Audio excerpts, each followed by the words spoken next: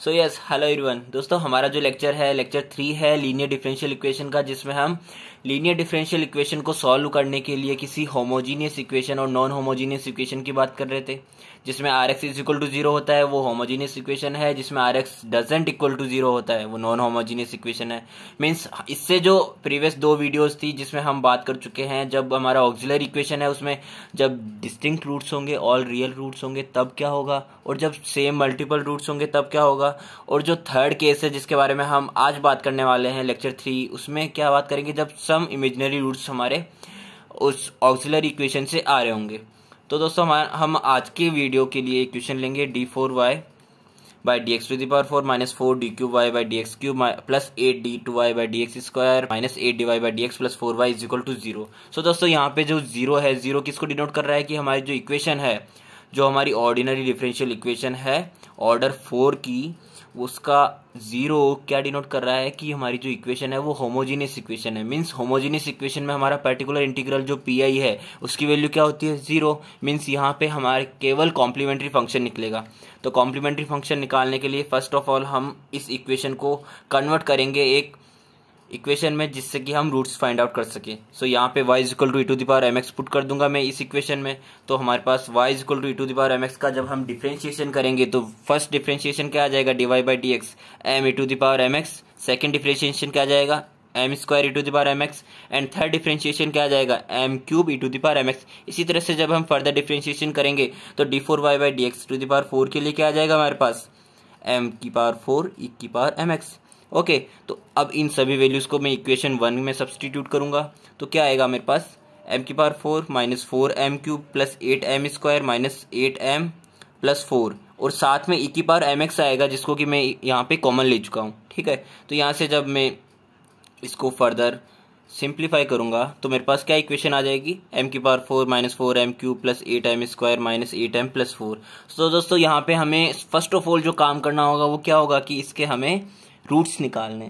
तो यहाँ पे हमारे पास इक्वेशन कौन से ऑर्डर की बन रही है, फोर्थ ऑर्डर की। तो फोर्थ ऑर्डर की जब इक्वेशन को सॉल्व करेंगे उसके रूट्स निकालने के लिए तो क्या करेंगे यहाँ से, तो देखो यहाँ से m की पावर 4 प्लस ये जो 8m स्क्वायर है इसके हम 2 पार्ट्स कर लेंगे, 4m स्क्वायर और ये 4 को मैं ले आऊँगा। तो m की power 4 plus 4m square plus 4 minus जो मेरे पास बचा है क्या, 4m क्यूब प्लस यहाँ से क्या बचा था 4m square and minus 8m, इसको मैं एज इट इज लिख देता हूँ। ठीक है, अब यहाँ से मेरे पास क्या बन रहा है, ये किसका फॉर्मूला हो गया, m स्क्वायर प्लस 2 का होल स्क्वायर का फॉर्मूला बन गया। यहाँ से अगर मैं इसको ओपन करूंगा तो m की power 4 plus 2ab means 4m square. ठीक है, अब मैं यहाँ से क्या कॉमन ले सकता हूँ, 4m, तो माइनस 4m कॉमन ले लिया और बचा क्या मेरे पास, m स्क्वायर बचेगा यहाँ से, और यहाँ से बच जाएगा मेरे पास 2। ठीक है, प्लस 4m स्क्वायर को मैंने एज इट इज रख लिया। अब देखिए ये फॉर्मूला किसका बन रहा है, m square plus 2 m square plus 2 और ये 4m स्क्वायर। तो यहाँ से ये तो हो गया a मेरे पास, और अगर मैं b की बात करूँ तो यहाँ का अगर मैं 2 को सेपरेट करूँ तो 2m मेरे पास b हो जाएगा, जहाँ पे b का स्क्वायर क्या हो रहा है 4m square, means a square minus 2ab plus b square का फॉर्मूला बन रहा है। तो यहाँ से मेरे पास a माइनस b का होल स्क्वायर का फॉर्मूला बन गया। मीन्स हमारे पास a क्या है m square plus 2 minus b क्या है 2m। तो यहाँ से a square a minus b का होल स्क्वायर का फॉर्मूला बन गया। ओके, तो अगर मैं इसको ओपन करूं तो m square plus 2 minus 2m, यहाँ से हमारे पास m square minus 2m plus 2 का होल स्क्वायर बन रहा है। तो अगर मैं इसको ओनली सॉल्व करने की बात करता हूँ तो यहाँ से क्वाड्रेटिक फॉर्मूला बनाना पड़ेगा हमें। तो क्वाड्रेटिक फॉर्मूले से क्या आ जाएगा, m के roots m equal to minus, यहाँ से क्वाड्रेटिक फॉर्मूले का क्या होता है minus b plus minus root में b square minus 4ac upon 2a। तो यहाँ से b की वैल्यू क्या आ जाएगी मेरे पास 2, तो minus of minus 2 plus minus root में b स्क्वायर माइनस 4, a क्या है मेरे पास 1, इसका कोफिशिएंट 1, c का क्या है 2, कांस्टेंट क्या है हमारे पास 2 डिवाइड बाई 2a की वैल्यू 1 है। तो यहाँ से 2 plus minus 2 iota divide by 2 हो जाएगा। 2 से मैं कॉमन लेके डिवाइड करता हूँ तो यहाँ पे 1 प्लस माइनस आयोटा आएगा। ध्यान देने वाली बात क्या है कि ये जो 1 प्लस माइनस आयोटा है ये 2 टाइम्स आएगा, बिकॉज हमने जो फैक्टर्स निकाले हैं वो m square minus 2m plus 2 के होल स्क्वायर के निकाले हैं। तो यहाँ से इसका होल स्क्वायर है, means m square minus 2m plus 2 की बात करता हूँ तो 1 प्लस माइनस आयोटा आएगा। बट अगर इसके होल स्क्वायर की बात करूँ तो मेरे पास इसके 4 रूट्स मिलेंगे, तो 1 प्लस माइनस आयोटा 2 टाइम्स होगा। मीन्स 4 रूट्स क्या क्या हो जाएंगे, 1 plus iota 1 plus iota 1 minus iota 1 minus iota, ये 2 टाइम्स रिपीटेशन है। ओके, तो अब मेरे पास यहाँ से क्या पॉसिबिलिटीज बन सकती है उनकी बात करेंगे। तो फर्स्ट पॉसिबिलिटी क्या हो सकती है इस तरह इक्वेशंस की कि अगर मेरे पास एक रूट तो है जो है वो क्या हो जाएगा अल्फा प्लस आयोटा बीटा, और अगर मैं इसके रूट्स की बात करूं, इसके सॉल्यूशन की बात करूं, इस रूट से जो सॉल्यूशन बनेगा वो क्या हो जाएगा। अगर मैं कॉम्प्लीमेंट्री फंक्शन फर्स्ट की बात करूं तो c1 e की पावर mx, m1 क्या है c1 e की power alpha plus iota beta whole x। Okay, अब अगर इसी का जो दूसरा रूट आएगा अल्फा माइनस आयोटा बीटा, तो उसके लिए क्या हो जाएगा कॉम्प्लीमेंट्री फंक्शन का सॉल्यूशन CF2 क्या हो जाएगा c2 e to the power m2x, m2 क्या है मेरे पास अल्फा माइनस आयोटा बीटा, तो c2 e to the power alpha minus iota beta whole x। तो दोस्तों अब अगर मैं बात करूं कि हमारा जो टोटल कॉम्प्लीमेंट्री फंक्शन है वो क्या आ जाएगा CF1 और CF2 का समेशन हो जाएगा। तो c1 e की power alpha plus iota beta whole x plus c2 e to the power alpha minus iota beta whole x। तो यहाँ से अगर मैं कॉम्प्लेक्स फंक्शन से निकालता हूँ, मीन्स फर्स्ट ऑफ ऑल अपन इन दोनों को सेपरेट कर लेंगे। क्या होगा e की पावर a और e की पावर a प्लस b को क्या लिख सकते हैं e की पावर a डॉट e की पावर b।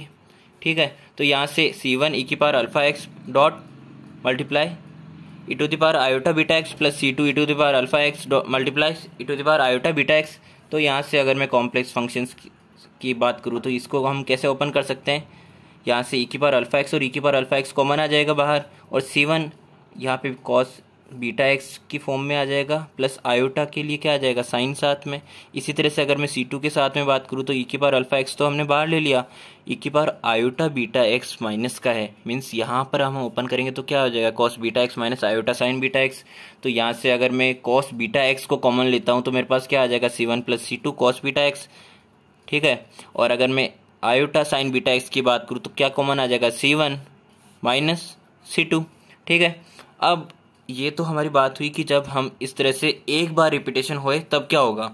तो एक बार रिपीटेशन होगा मीन्स 1 प्लस माइनस आयोटा अगर मेरे पास सिंगल टाइम गिवन है तो हमारे पास कंप्लीट सॉल्यूशन क्या होगा y is equal to e to the power x, e की पावर x कैसे आया अल्फा क्या है यहाँ पे 1, तो यहाँ पे 1। ठीक है, अब c1 cos x में यहाँ पे मल्टीपल इसका 1 ही क्यों आया, क्योंकि यहाँ पे बीटा क्या है हमारे पास, इसका कोफिशिएंट क्या है 1।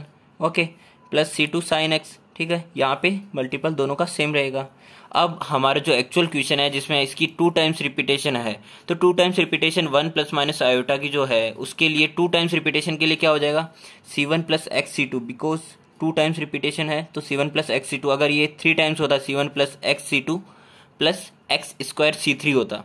ठीक है, अगर ये 2 टाइम्स की जगह 3 टाइम्स होता तो हमारे पास 3 इस तरह से बनते, बट 2 टाइम्स है तो e की power x c1 plus x c2 cos x plus c3 plus x c4 sin x। तो यहाँ पे हमारे पास c1 c2 c3 and c4 हमारे पास क्या हो जाएंगे आर्बिटरी कॉन्स्टेंट्स। ठीक है, तो आज के लिए इतना ही, ये हमारे क्वेश्चंस का सॉल्यूशन हो गया। अब इन 3 केसेस पे डिपेंडेंट जितने हमारे पास क्वेश्चंस बनते हैं उन क्वेश्चंस की फर्दर वीडियोस में हम और भी डिटेल डिस्कशन करेंगे। तो आज के लिए इतना ही, बाय बाय, मिलते हैं हमारे नेक्स्ट वीडियो में।